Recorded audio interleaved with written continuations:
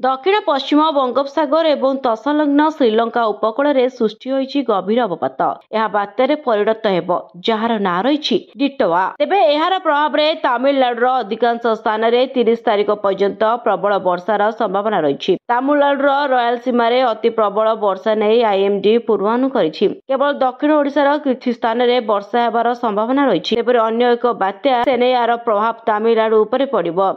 सेना प्रभाव में मध्य तमिलनाडु में प्रबल वर्षा और पवन बहिब बोली आईएमडी पूर्वानुमान करिछि। सेपटे बंगोपसागर में एबे जोड़ा बात्या सिस्टम सक्रिय रही। तेबे दक्षिण अंडमान सागर में सृष्टि होइतिबा गभीर अवपात पश्चिम उत्तर पश्चिम दिगकू गति करी बात्यार रूप नेइछि। भारतीय पाणीपाग विभाग सूचना अनुसार यह बात्या सेन्यारे परिणत होई इंडोनेशिया उपकूल को अतिक्रम करियो बोली चित्र स्पष्ट होइछि। तेबे एही सिस्टम प्रभाव में ओडिशा रे पडुनथिबा बेले श्रीलंका उपकूल समुद्र रे सृष्टि लघुचाप 28 किंबा 29 तारिख बेलू बात्यारे परिणत हो पारे। संभाव्य बात्यार प्रभाव तमिलनाडु और आंध्रा रे रहिबो बोली विभिन्न मॉडल आकलन करछन्ति। तेबे श्रीलंका उपकूल हेबाकु थिबा संभाव्य बात्यार प्रभाव रे 30 रु डिसेंबर 2 तारिख भितरे राज्यर दक्षिण ओडिशार किछि जिल्ला रे मानकरे सामान्य होई पारे बोली पूर्वानुमान करा जायछि। भारतीय पाणीपाग विभाग अनुसार समुद्र उपकूल उत्तर पश्चिम दिगकू गति करुथिबारु एही प्रणाली एक गभीर डिप्रेशन परिणत होबार संभावना रही। यार गठन बंगोपसागर एक संभाव्य घूर्णिझड़ गठन नहीं नूतन चिंता सृष्टि करिछि। जदिओ एजेंसी ओडिशा उपरे यार प्रभाव विषय रे कोनोसी पूर्वानुमान जारी करि नाही। आईएमडी कहिछि जे